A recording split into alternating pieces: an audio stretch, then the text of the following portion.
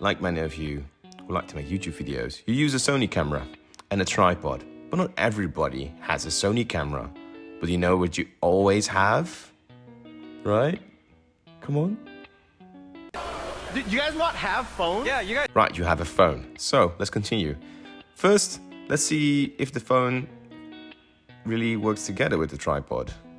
It seems it doesn't work together with the iPod at all. So let's measure this bad boy up. As seen on the Sony camera, there's a very nice hot shoe.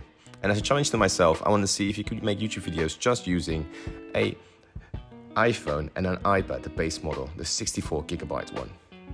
So first I'm measuring all the sides, the length, the width, and the depth.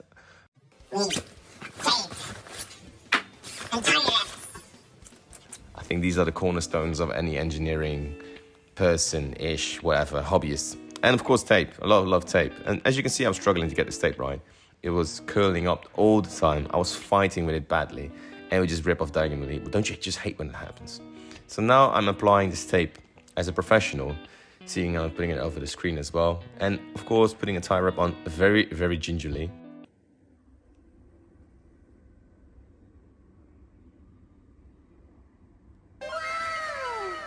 Yes, very pretty, very immaculate. But as you can see, it actually kind of works. I'm obscuring at least one camera, but it works in a sense. It does. So you can see here that the iPhone that's not attached to the tripod, that's attached to the bed, can now film the camera that I said that we're not going to use in this video, but we're still using in this video because I break my promises. We peeled away the tape quite a lot, and now it works-ish, kinda. Yeah, amazing. This shot was way too long, but I was committed to the shot, so you're gonna see it. We're all here for it, guys. So yeah, it's gonna take a few seconds extra. Yeah, a few more, because I really was. Best thing you can do is check all your measurements and see if they make sense to you. Then we go over to the iPad to see if we have any more ideas of how to attach this hot shoe toe thingy to the rest of the body of the iPad. I wasn't quite sure, so I was doodling around quite a bit, but this doesn't take this much time, maybe 5 minutes.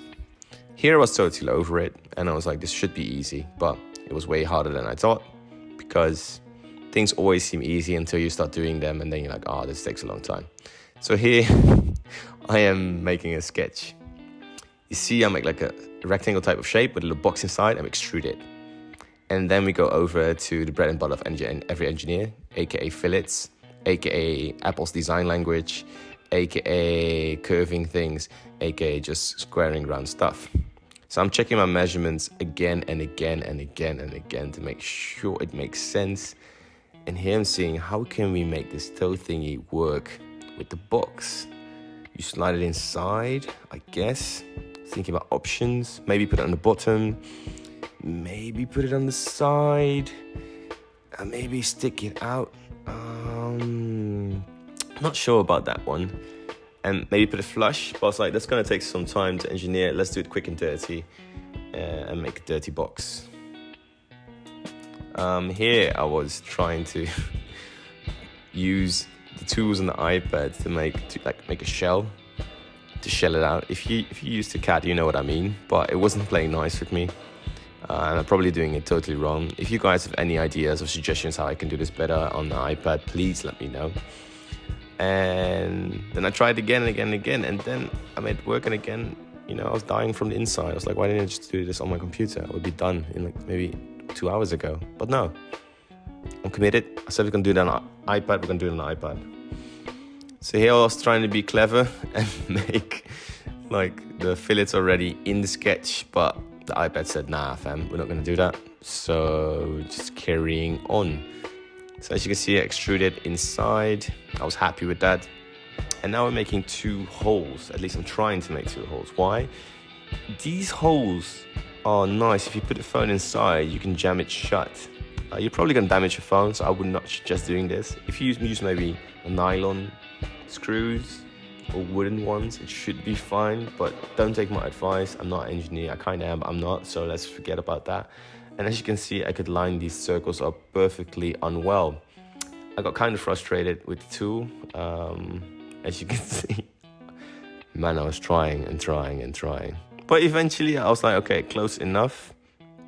And then let's construct a lip. So we can just, you know, maybe jam the phone in there, and it should be good already if it's jammed. It's just for this video, guys. It's not that serious. Again, check the measurements of the phone. Very important, check the measurements before you draw something. Actually, drawing is not expensive to change, but when you go manufacture something, please don't make it on an iPad. Please think about it more cleverly than I'm doing right now. So here, I had another eureka moment. I should make a hole so the cameras can protrude, so you can actually see something when you're filming with your phone. I know. So yeah, let's continue.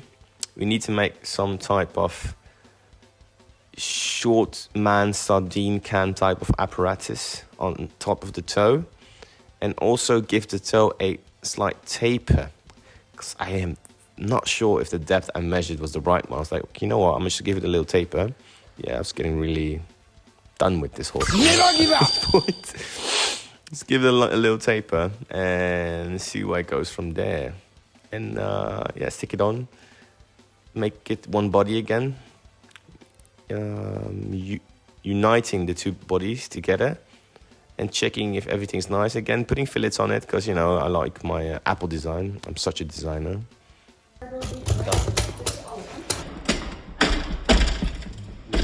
So as you can see, the 3D print actually worked. To my big surprise, I actually printed. It was not the nicest thing in the world, but I'm overjoyed. It actually worked. I got it done.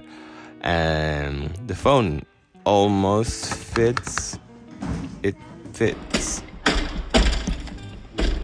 So now it fits perfectly. As you can see, the print was perfect. I did not use any heat source to make it fit at all.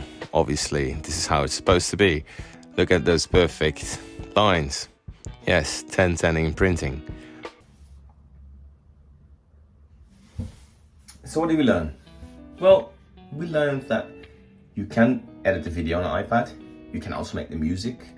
And you can make a 3D CAD model and then send it through a slicer, some dodgy online slicer. We'll knock on names, but you know, it is what it is. And it actually works. It works. It's not perfect, but it works. See, look, it's real. And then finish the project just using. So if you ever, you know, want to make videos in the shower or the bathroom, you can do that. If you ever want to see me to finish other projects combining just nonsense, let me know. I'll be your guy.